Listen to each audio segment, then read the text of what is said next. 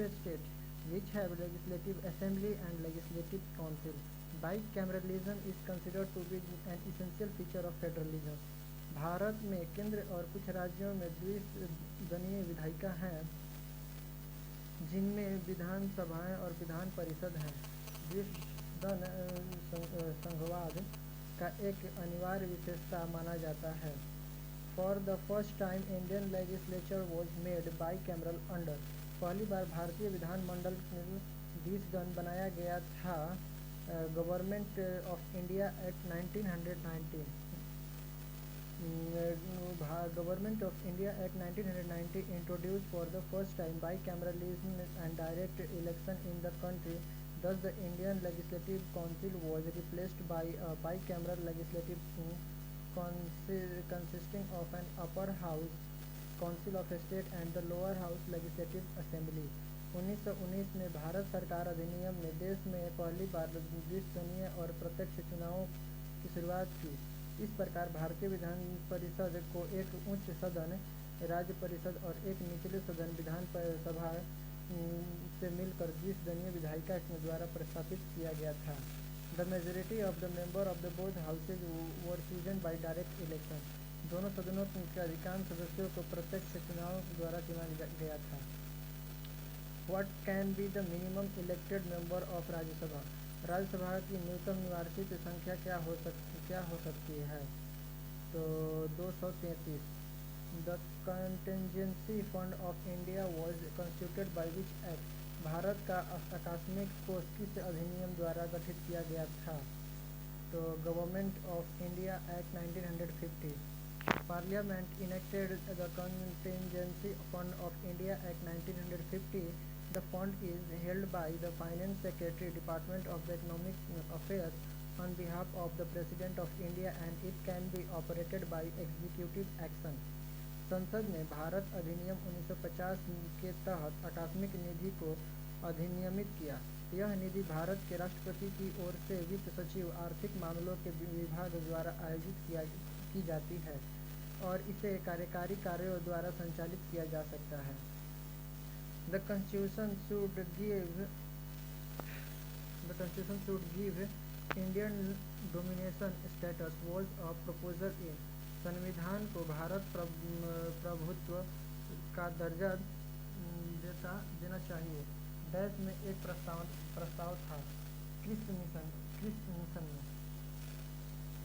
The Cripps mission was a failed attempt in March 1942 by the British government to secure the full Indian cooperation and the support for their efforts in the World War II। Cripps mission द्वितीय विश्व युद्ध में अपने प्रयासों के लिए पूर्ण भारतीय सहयोग और समर्थन को सुरक्षित करने के लिए ब्रिटिश सरकार द्वारा मार्च 1942 का एक असफल प्रयास था। The recommendation of the Simon Commission were incorporated in which of the following? Simon commission की सिफारिशों को निम्नलिखित में से किसमें शामिल किया गया था? Government of act India act 1935। The recommendation of the Simon commission appointed under sir John Simon were incorporated with certain changes in the government of India act 1935। The commission submitted its report in 1930। Sir John Simon के तहत नियुक्त Simon commission की सिफारिशों को भारत सरकार अधिनियम 1935 में शामिल किया गया।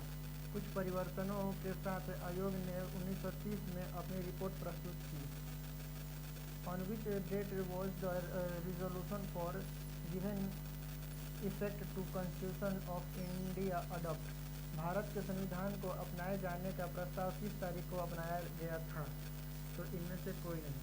On 22nd January 1947, the resolution for the Constitution of India was unanimously adopted by the Constituent Assembly. It had been earlier presented by Jawaharlal Nehru on 13 December 1946। 22 जनवरी 1947 को भारत के संविधान के प्रस्ताव को सर्वसम्मति से संविधान सभा द्वारा अपनाया गया था। इससे पहले जवाहरलाल नेहरू 13 दिसंबर 1946 को प्रस्तुत किया गया था। What fraction of Rajya Sabha members retire after every 2 years? Rajya Sabha के सदस्यों के कितना भाग हर 2 साल के बाद सेवानिवृत्त होते हैं? 1/3। Rajya Sabha is the permanent house and it is not subject to dissolution. However, one-third member of Rajya Sabha retires after every second year. Rajya Sabha एक अस्थायी सदन है और विघटन के अधीन नहीं है। हालांकि राज्यसभा के 1/3 सदस्य हर दूसरे वर्ष के बाद सेवानिवृत्त हो जाते हैं। Sir Edwin Montagu and the viceroy lord Chelmsford are related to which of the following? Sir Edwin Montagu और वाइसराय और लॉर्ड चेम्सफोर्ड निम्नलिखित में से किससे संबंधित हैं? The government of India act 1990।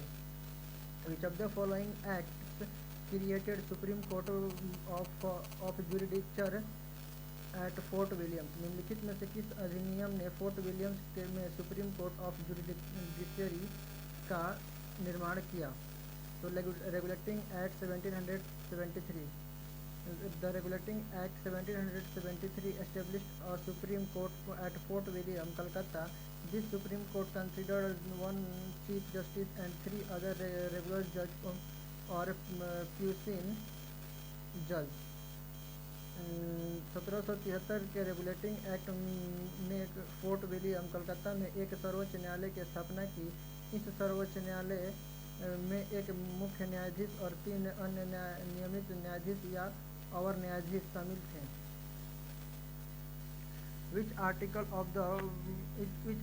is for protection of interest of minorities?